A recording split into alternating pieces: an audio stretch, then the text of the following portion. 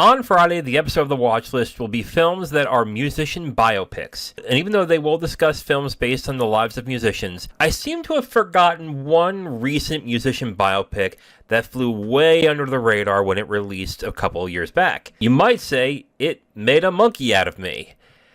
Alright, let's just get into the review.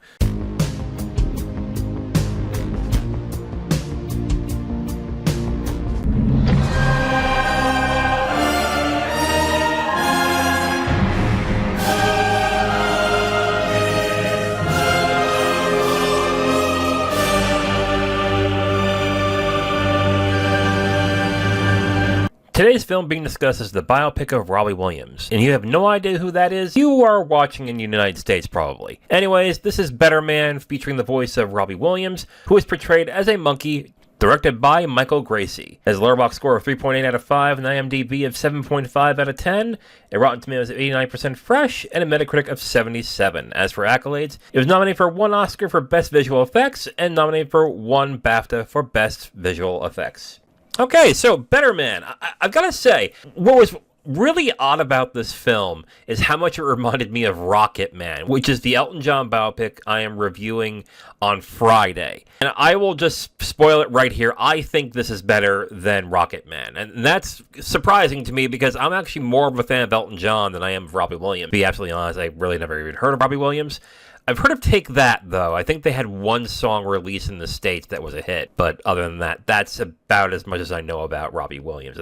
Yeah, I have to say that the visuals of this film are really, really good. Especially during some of the song and dance numbers. The rock DJ sequence is really damn good. But it not only has these really good visuals, but also hits emotionally really well when dealing with mental health and addiction. The film is actually incredibly honest when it comes to those issues, and I was kind of surprised by how honest and at times graphic it's being about certain problems that Robbie Williams was having. I don't think I've really watched a biopic about somebody who is still alive that is this honest about things. That surprised me a lot. I will say, though, that the second act stumbles. It just seemed a little too long, and I could have used some cutting. It's not paced poorly, but it's enough to where I kind of question why certain things are in the movie or why they didn't truncate certain aspects of the film. But I do have one question, and it's not a negative or a positive, but I did find myself, after the film was over, asking, why was Robbie Williams a monkey in this film? I know that Robbie Williams went on junkets and spoke to reporters and gave his reasoning as to why. To me, it just feels like the movie could have been just as good if it was just an actor playing Robbie Williams. My suspicion is that Robbie Williams wouldn't be able to voice the main character if it was not a monkey. So maybe that was the problem, but I thought that was a little weird. The monkey looks great, though, I will say. I definitely like the look of the monkey itself. I just sat there at the end of the movie going, I don't really understand why he had to be one. So there's that. A minor issue in that, but yeah, this film is actually really good. I was very surprised by it. I've heard great things about it already, but I ended up really enjoying it a lot more than I really thought I was going to. So yeah, Better Man, very good movie. Now, with every episode of Watch, Rate, Heart, I not only give you my opinion of the film, I also give you the opinions of the Letterboxd community. And this one is from Joseph. Joseph gives it 4 stars out of 5 with a heart. And Joseph says, as someone who isn't a fan of Take That or Robbie Williams, I have to say I really enjoyed myself. I am the same exact way. Like I said in the beginning, I think I've only heard of Take That once, because I think they only had 1 hit in the States. After that, I heard of Robbie Williams, but I don't know much about his story or how popular it was in Britain or anything, so I didn't know anything about that either. I came into it blind, and I kind of wonder maybe that's why I enjoyed this more than maybe Rocket Man. Because I knew a lot about Elton John, and I really liked his music back when I was in high school as well, but I didn't have any kind of reference for Robbie Williams. So maybe that's why I enjoyed this a lot more than I enjoyed Rocket Man. This next review is from Greg's 1999. Greg gives it 3.5 stars out of 5 with a heart, and Greg says, most impressive thing about this film is the visual effects regarding Robbie Williams as a chimpanzee throughout, but also the Nebworth Festival scene. Absolutely agree with that. And plenty of hidden work. It's still a standard story for a biographical film on a pop star, but the approach and style makes the film as a whole much better.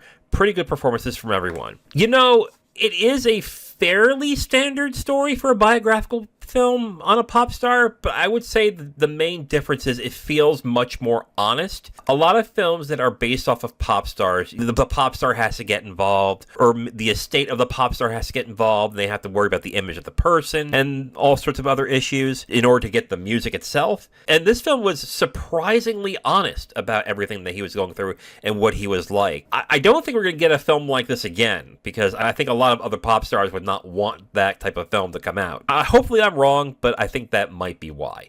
This next review is from Green Arrow 777. Green Arrow gives it 4 stars out of 5 with a heart, and Green Arrow says, the monkey gimmick doesn't super work for me, but I love how open and honest this movie is. Absolutely. And that rock DJ scene is such masterful cinematography. Oh my god, that scene is so good. It is so good. When it comes to the monkey gimmick, though, I don't hate it, and I don't love it. I just question as to why it's there. It doesn't really do anything for me. I think the only thing I can really think of when it comes to why the main character is a monkey, other than what Robbie Williams said, which I'm just disregarding, it's because when the film gets dark and certain things happen in the film, the drug abuse, the self-harm, stuff like that, I think that is why they CGI'd a monkey in that. Because to show what Robbie Williams does later on would have been pretty upsetting if it was a real-life person. So maybe that's the reason why they did that. Probably not, but that would be my suspicion. And finally, this last review is from Chris Fail. Chris gives it 2 stars out of 5. Wow, okay. And Chris says, at long last, a movie where a CGI monkey pounds cocaine, gets jerked off, and hangs with Oasis. Yeah, I gotta say, the weird thing about the film is the sex stuff. Basically, it's bestiality in the end of that. I know it's not technically bestiality because it's actually Robbie Williams as a monkey in CG, so you're supposed to know that it is Robbie Williams, but the scene of him getting jerked off was like, ew, what the hell? That's weird. Like, ugh. At that point, don't even put the sex stuff in there at all. That's my feeling on that.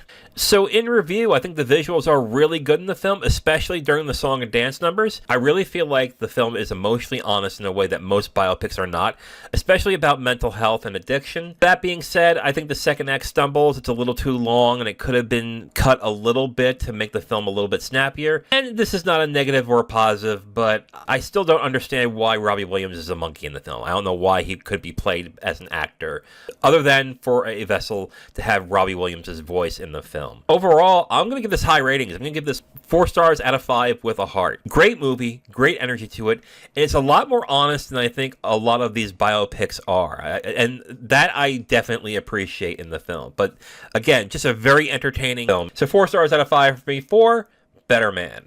And that is it for this episode of Watch Rate Heart. But before I go, let me recommend some good films involving musicians. First off, I don't think you can have any films with musicians if you don't include Almost Famous, the 2000 film by Cameron Crowe. Excellent movie. One of my favorite movies about musicians.